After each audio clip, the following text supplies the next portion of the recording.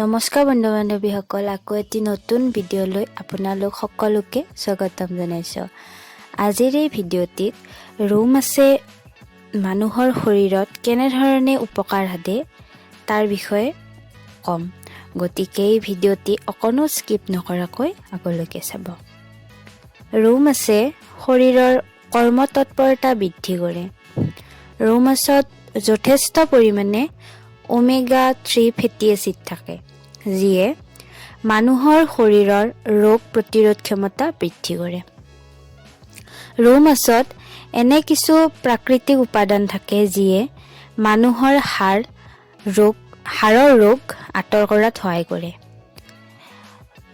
এই মাছবিধে মানুহৰ দৃষ্টিশক্তিৰ উন্নতি ঘটোৱাত সহায় কৰে। তাত থকা ওমেগা 3 ফেটি এচিডে কেৱল দৃষ্টিশক্তিৰে উন্নতি নঘটায়, একে সময়তে মেকুলাৰ ডিজেনেৰেশ্যনকো প্ৰতিৰোধ কৰে। প্ৰতিদিনে ৰৌ মাছ খাব পাৰিলে শৰীৰত EPA আৰু DHAৰ মাত্ৰা বৃদ্ধি পাই থাকে, যাৰ বাবে মানুহৰ হাৰ্টৰ সমস্যাবোৰো দূৰ হয়।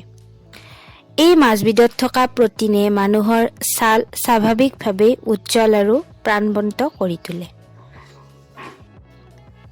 এইখিনিয়ে আছিল আজিৰ ইনফৰমেশ্যন।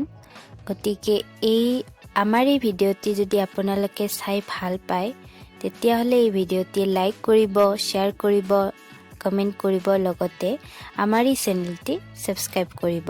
ধন্যবাদ।